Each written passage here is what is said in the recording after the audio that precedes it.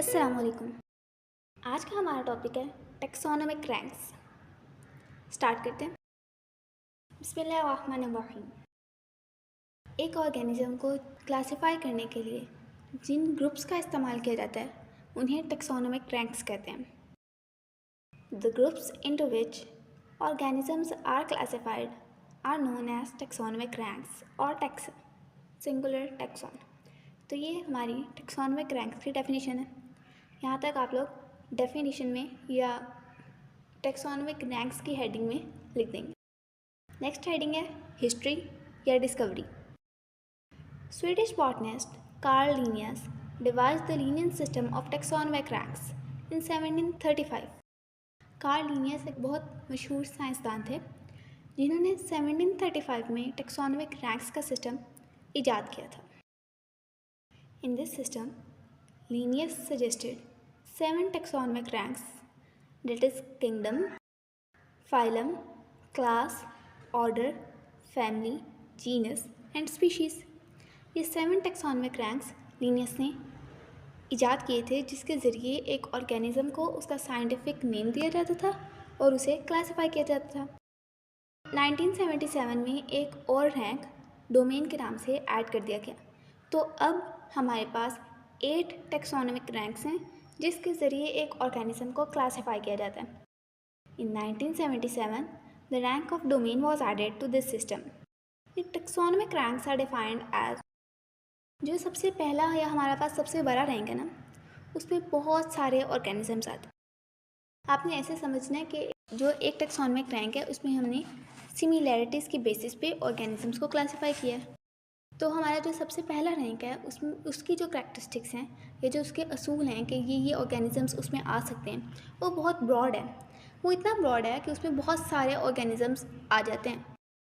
और जैसे जैसे हम अपने रैंक्स में आगे बढ़ते जाते हैं उसकी सिमिलैरिटीज़ की शराइत ज़्यादा होती जाती हैं, यहाँ तक कि बहुत थोड़े ऑर्गेनिजम्स उस एक पर्टिकुलर रैंक में आ सकते हैं। ठीक है, अभी हम पढ़ते हैं तो आपको ज़्यादा अच्छी तरह समझ आ जाएगा।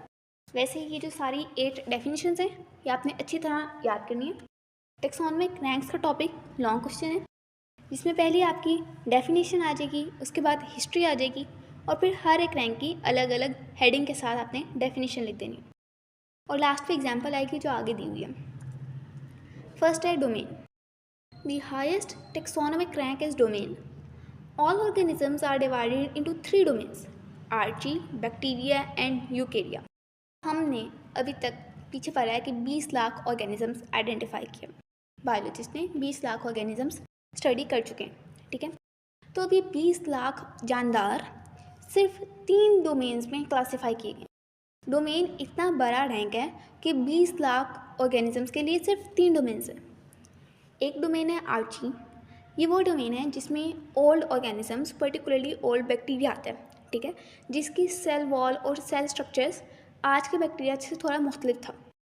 सेकेंड हमारा डोमेन है बैक्टीरिया, जिसमें सिर्फ बैक्टीरिया आता है क्योंकि वो यूनिसेलुलर है और उसमें न्यूक्लियस नहीं होता। ठीक है, बैक्टीरिया के लिए आपने ये बात याद रखनी है, उसमें एक प्रोमिनेंट न्यूक्लियस या न्यूक्लियर वॉल या न्यूक्लियर इन्वेलप नहीं होता। नेक्स्ट है यूकेरिया। यूकेरिया वो ऑर्गेनिजम्स हैं जिनमें एक प्रोमिनेंट न्यूक्लियस होता है, लाइक न्यूक्लियस एक बाउंडेड ऑर्गेनल होता है। ठीक है, अब इसमें प्लांट्स भी आते हैं, एनिमल्स भी आते हैं, एल्गी और फंजाई भी यूकेरिया में आते हैं। तो अब आपने इससे अंदाज़ा लगा लेना है कि ये आर्ची, बैक्टीरिया और यूकेरिया इतने बड़े टेक्सोनोमिक रैंक्स हैं कि 20 लाख ऑर्गेनिजम्स को हमने सिर्फ इन 3 क्लासेस में डिवाइड किया। नेक्स्ट है kingdom. Domain is further divided into kingdom. For example, the domain Eukarya is divided into 4 kingdoms, that is animalia, Plantae, fungi and protista. Domain को फर्दर किंगडम में डिवाइड किया गया। अब जब आर्ची और बैक्टीरिया अलग से डोमेन हो गए ना, तो मेनली यूकेरिया के लिए किंगडम का वर्ड है और यूकेरिया के आगे 4 किंगडम्स हैं, एनिमल्स, प्लांट्स, फंजाई और प्रोटिस्ट। ये हम नेक्स्ट टॉपिक में डिटेल से पढ़ेंगे कि किस किंगडम में क्या आता है। वैसे एनिमेलिया में तमाम एनिमल्स आते हैं, प्लांटी में प्लांट्स हैं, फंजाई में फंजाई हैं। फंजाई होते क्या हैं, वो हेट्रोट्रॉप्स होते हैं जो डाइजेस्टिव एंजाइम्स रिलीज़ करते हैं ताकि अपनी न्यूट्रिशन ले सकें। ठीक है, ये मेनली न्यूट्रिशन के मोड पे होता है कि ऑर्गेनिज्म को कैसे क्लासिफाई किया गया। प्लांट्स वो होते हैं जो अपना फूड खुद सिंथेसाइज करते हैं। एनिमल्स वो होते हैं जो अपना फूड सिंथेसाइज नहीं कर सकते और दूसरों पे डिपेंड करते हैं अपने फूड के लिए, ठीक है। इस तरह इनकी डेफिनेशंस बनाई जाती हैं। नेक्स्ट हमारा रैंक है फाइलम। फाइलम वर्ड एनिमल्स से रिलेटेड है और अगर इसकी जगह हम वर्ड डिवीजन यूज़ करेंगे तो प्लांट और फंजाई के लिए होगा। मतलब ये इस रैंक के दो नाम हैं, फाइलम या डिवीजन। ईच किंगडम इज सब डिवाइडेड इनटू रिलेटेड फाइला और डिवीजन्स, ठीक है। नेक्स्ट है class. Each phylum is divided into related classes. Order, each class is further divided into related orders, ठीक है। अब इस तरह क्या होता है कि हर रैंक में हम लोग सिमिलैरिटीज़ ज़्यादा करते जाते हैं ताकि number of organisms, number of different kinds of organisms जो उस पर्टिकुलर रैंक में आ सकें वो थोड़े होते जाएं, ताकि जैसे जैसे हम अपने अगले रैंक तक जाएं और आखिरी रैंक यानी कि स्पीशी तक पहुँचें तो हमें सिर्फ एक kind of, only one kind of organisms मिलें और उसके अलावा सारे दूसरे एनिमल्स एक्सक्लूड हो गए हों, ताकि हम एक पर्टिकुलर ऑर्गेनिज्म को आइडेंटिफाई कर सकें, ठीक है। तो जैसे जैसे हम आगे जा रहे हैं नंबर ऑफ़ सिमिलैरिटीज़ या नंबर ऑफ़ कंडीशंस ज़्यादा होती जा रही है और जो number of different kinds of organisms हैं वो कम होते जा रहे हैं। नेक्स्ट है family. Each order is broken down into related families. Genus, each family is divided into related genera या सिंगुलर जीनस। लास्ट है species. It is the lowest level of classification. A species is a group of similar organisms that can interbreed and produce fertile offspring, ठीक है। ये species की definition बहुत बहुत important है और अच्छे तरीके से आपने शॉर्ट क्वेश्चन के लिए तैयार करनी है। स्पीशी क्या है? ये लोएस्ट लेवल ऑफ क्लासिफिकेशन है और स्पीशी में only one kind of organism आता है, ठीक है। फॉर एग्जांपल ह्यूमन की स्पीशीज़, अब सिर्फ और सिर्फ ह्यूमन की बात होगी या कैट की स्पीशी या डॉग की स्पीशी, तो उसमें सिर्फ उसी ऑर्गेनिज्म की बात होगी, उससे रिलेटेड या उससे मिलते जुलते ऑर्गेनिज्म के लिए कोई और स्पीशी होगी। स्पीशी में हर ऑर्गेनिज्म को एक अलग कैटेगरी दे दी जाती है। और स्पीशी की डेफिनेशन क्या है? A species is a group of similar organisms that can interbreed to produce fertile offsprings. ऐसे एक जैसे जानदार जो आपस में फर्टाइल ऑफस्प्रिंग्स प्रोड्यूस कर सकें। अगर कोई दो ऑर्गेनिजम्स ब्रीड करने की कैपेबिलिटी रखते हैं लेकिन वो फर्टाइल ऑफस्प्रिंग प्रोड्यूस नहीं कर सकते, फर्टाइल ऑफस्प्रिंग वो होता है जो फर्दर इंटरब्रीड करके ऑफस्प्रिंग प्रोड्यूस कर सके, ठीक है। अगर कोई ऐसे दो जानदार हैं जो इंटरब्रीड तो कर सकते हैं लेकिन फर्टाइल ऑफस्प्रिंग प्रोड्यूस नहीं कर सकते तो वो एक स्पीशी नहीं होंगे। सिर्फ एक पर्टिकुलर स्पीशी के ऑर्गेनिजम्स आपस में इंटरब्रीड करके फर्टाइल ऑफस्प्रिंग्स प्रोड्यूस कर सकते हैं, ठीक है। ये क्लासिक डेफिनेशन है और ये आपने अच्छे से तैयार करनी। तो ये हमारा टॉपिक था टेक्सोनमिक रैंक्स का और ये बहुत इंपॉर्टेंट लॉन्ग क्वेश्चन है, ठीक है। साइड पे उन्होंने टेक्सोनमिक रैंक्स का उन्होंने एक चार्ट सा फ्लो चार्ट बना के दिया है कि सबसे पहले हमारे पास ऑर्गेनिजम्स हैं, ढेर सारे ऑर्गेनिजम्स हैं जिन्हें हम क्लासीफाई करने लगे हैं। सबसे पहले डोमेन आती है जिसे हम थ्री डोमेन्स में डिवाइड कर देते हैं, या वो आर्ची है या बैक्टीरिया या यूकेरिया। और मोस्टली जो हमारे इर्द गिर्द जानदार हैं वो यूकेरिया, बैक्टीरिया को छोड़ के सारे यूकेरिया। नेक्स्ट है किंगडम। किंगडम में यूकेरिया को 4 मुख्तलिफ किंगडम्स में डिवाइड किया गया है जो कि एनिमल, प्लांटी, फंजाई और प्रोटिस्टम। तो हम आगे उस पर्टिकुलर ऑर्गेनिज्म को इन 4 में से किसी एक में डिवाइड कर देंगे। उसके बाद phylum, class, order, family, genus and species. Example देखते हैं। 3 एग्जाम्पल्स दी हुई हैं, fruit fly, human and P. ये तीनों एग्जाम्पल्स बहुत बहुत बहुत इंपॉर्टेंट है शॉर्ट क्वेश्चन के लिए।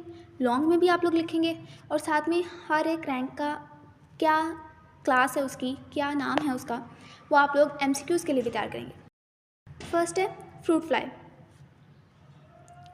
इसकी डोमेन है यूकेरिया। डोमेन से हमें पता लग गया कि इसमें एक प्रोमिनेंट न्यूक्लियस प्रेजेंट होता है, ठीक है। ह्यूमन की भी डोमेन है यूकेरिया और पी की भी डोमेन है यूकेरिया। इसका मतलब है डोमेन से ह्यूमन, फ्रूट फ्लाई और पी एक जैसे जानदार हैं।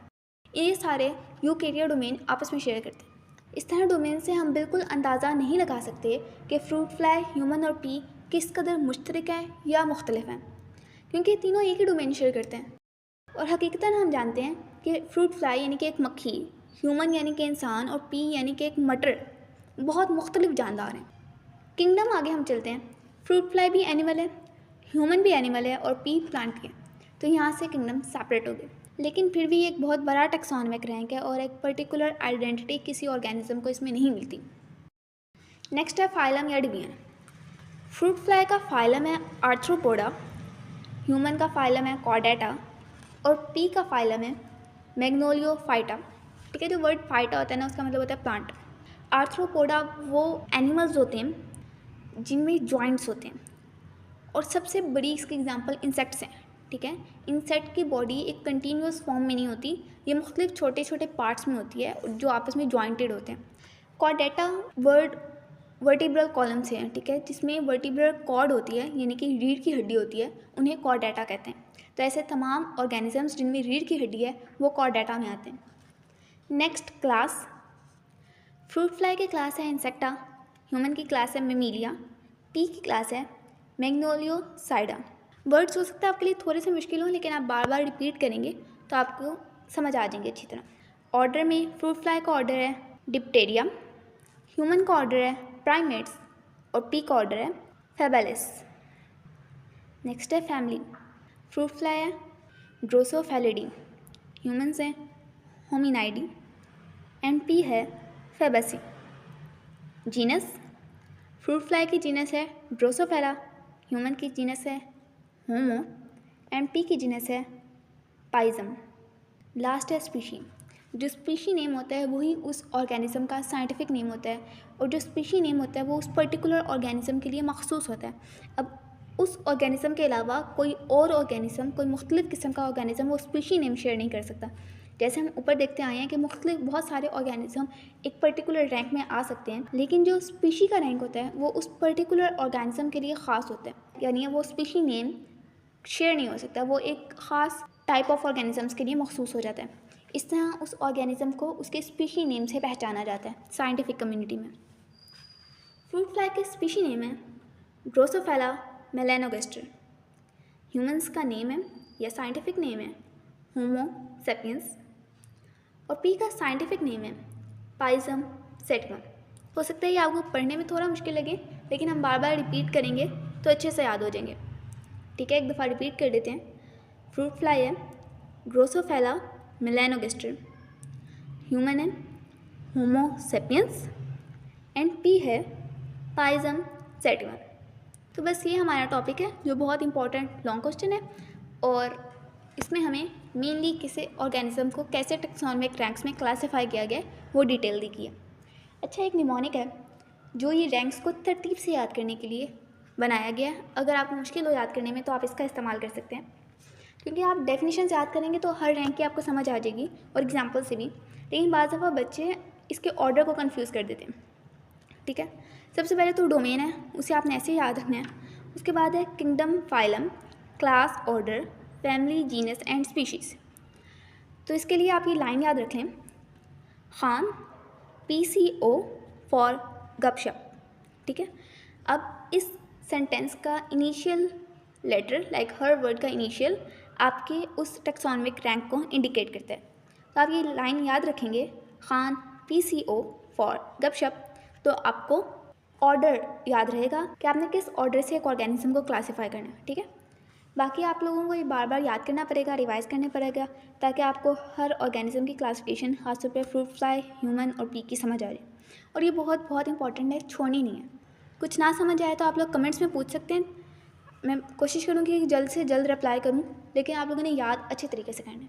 ठीक है, तो आज के लिए इतना ही, फिर मिलते हैं नेक्स्ट वीडियो में। तब तक के लिए अल्लाह हाफ़िज़।